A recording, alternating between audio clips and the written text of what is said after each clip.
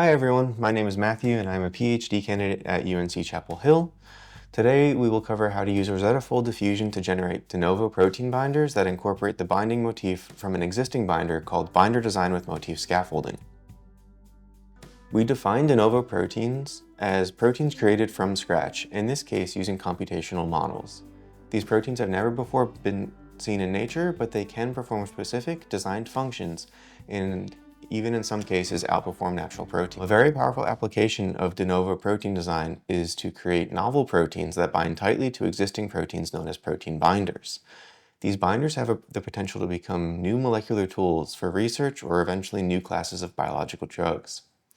In this video, you can see a binder for insulin being created that was generated by the Baker lab from University of Washington. Another design goal could be to design de novo structure around an existing motif from an existing protein, known as motif scaffolding. This allows a completely new protein to incorporate a functional fragment from an existing protein or peptide. In this tutorial, we will explore the creation of a potential therapeutic protein binder that targets and inhibits an ion channel involved in immune system regulation. Additionally, we will show how to scaffold a binding motif from an existing peptide toxin into these de novo binders to create toxin-inspired binders. For this, we will use an experimental structure that includes the pore domain of the ion channel being extracellularly blocked by this peptide toxin called SHK. We will keep the key pore blocking residues from the toxin, in this case a lysine, and pass that into RosettaFold diffusion to generate a completely new backbone around it. After generating a large pool of de novo toxin-inspired backbones, we will discuss how to assess the quality of these generated backbones and filter them to a set of high-quality starting points for downstream sequence design. For this tutorial, you will need RosettaFold diffusion and Chimera X installed on your machine, and a GPU with at least 12 gigabytes of memory. For the filtering portion, you will need a program called Stride, which is how the secondary structure is analyzed.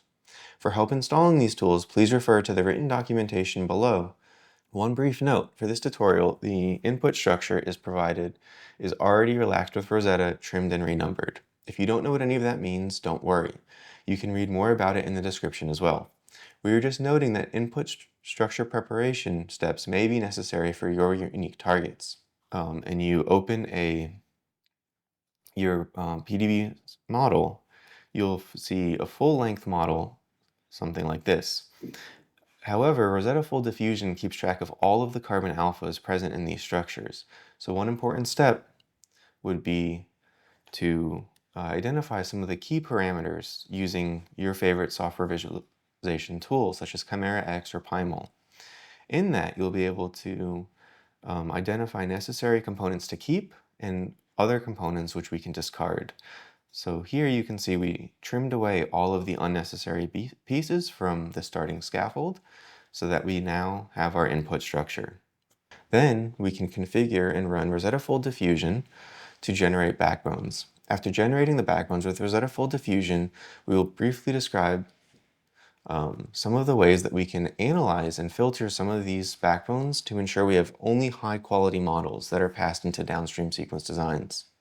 All of the materials necessary for this can be located in the attached folders with this tutorial.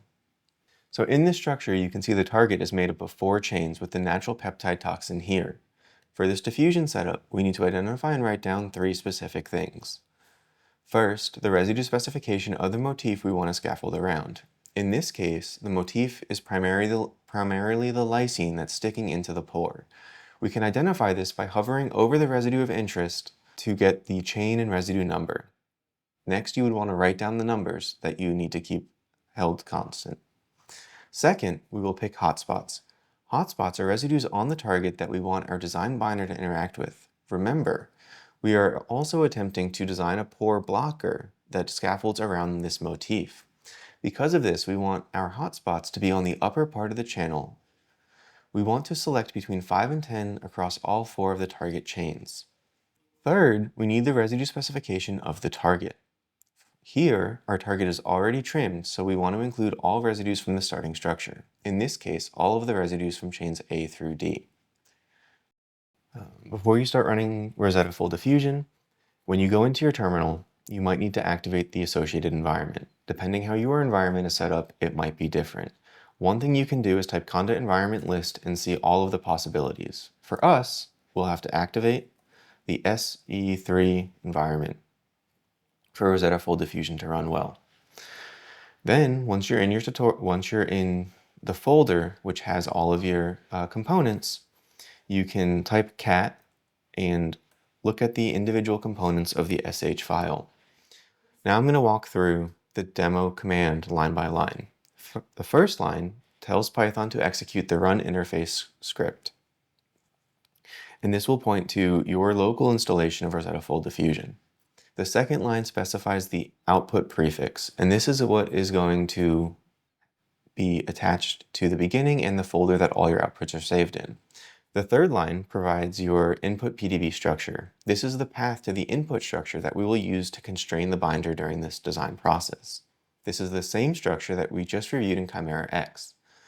Your config map.contigs is also present here, and this is potentially the most challenging part, but also the most important part of your setup script. Here we will tell RosettaFold Diffusion which parts of the protein are on the target and what is being designed.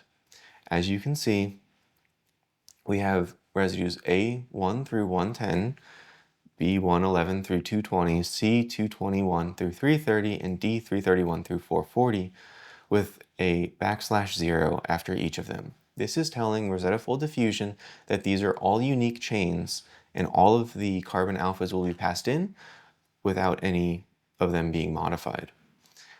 Then, when we get to the binder portion, you can see that we have 30 through 50, and then our two residues that we want to keep constant, H462 and 463, which we got from our Chimera session, and then again another 20 through 50. Here we don't have a \, in between these different residue chains because we want all of them to be output onto the same chain without any chain breaks. The following line has the hotspot residues that we picked out previously, and these are going to help guide the binder generated by RosettaFold Diffusion to try to interact with some of these residues. And this will ensure that not only do we have our necessary motif, but we also were able to block that whole pore. And then finally, you can see that we have another line for guiding potentials and how we control the denoising process of RosettaFold Diffusion. I'm not going to go into those for the sake of time. In the links below, we do have a blog post which is describing these guiding potentials. But a brief note is that we are using a binder radius of gyration guiding potential, which adds weights to the diffusion model, favoring more compact final designs. The final line that you'll see in here is the number of designs that we'll generate, and we currently have it set for 500. On a GPU, each design for this will take about 1.5 minutes to generate. On a CPU, it does take quite a bit longer. One thing that you should do before you start any RosettaFold Diffusion run is lower this number to between 5 and 10 backbones, and this will ensure that everything is working as intended. For a full-scale run, you may need to generate thousands or even tens of thousands of backbones. Now, before we officially start running this script, one other important thing to do is type NVIDIA-SMI. This will show that we are indeed connected to a GPU, in this case in a 4090. And then you can bash your run script and you'll see that it will start running. If you scroll up in the run script, one of the first lines says that it did indeed find that GPU that we just identified, and it's going to use that to run RosettaFold Diffusion. Ideally, before you walk away from your computer or close everything and think it's working, check to make sure that you see lines like this popping up with individual time steps showing, and that is telling you that RosettaFold Diffusion is indeed working as intended. So after running RosettaFold Diffusion, when you open your terminal, you can use ls and see that you now have new folders being a new folder created. If we look at the contents of our new folder, we can see that it's generated quite a few binders at this point. To ensure that they did actually generate and work, and RosettaFold Diffusion created the binders in the fashion that we were hoping for, the best thing you can do is again open one of these in a structure visualization software and see what was put out. Here in Chimera, we can see that we now have a 3-helix bundle, which falls directly on top of that pore domain, and our starting lysine is still falling right there. One note is that RosettaFold diffusion only outputs carbon alpha atoms. However, you can see by hovering over it that the chain information was maintained and we still have the lysine in that original position. RosettaFold diffusion is similar to other diffusion-based AI generation softwares that were trained to create new images from learning how the forward and reverse noising process works. While RosettaFold diffusion does a really great job at generating shape complementary binders, it will also output some unusable backbones, similar to how AI-based image generation models can add odd artifacts like a sixth finger. This may be because of extended single helices or a complete lack of structural elements. Either of these cases would lack a well-packed core of the protein, making it far less likely to be a successful design. Another important consideration is fitting your specific use case. Here, our main consideration is the ability to design an affinity purification tag onto one of the termini and ensure the tag does not interfere with the designed binding interface. So looking at good versus bad designs, we notice 3 problems with bad designs. First, we want to use the radius of gyration to approximate the compactness of our binder. In this case, a smaller radius indicates a more compact binder. Second, we want to calculate the distance of the N and C termini from the interface relative to the center of mass of the generated backbone. We want to ensure a reasonable distance between the terminals and the interface so that we can add affinity tags to either end without causing clashes. We do that by defining a reference point at the interface, which we can then calculate a ratio between the N termini and that reference point. If the value is greater than or equal to 1, the termini is further from the interface than the center of mass, making it likely a good candidate.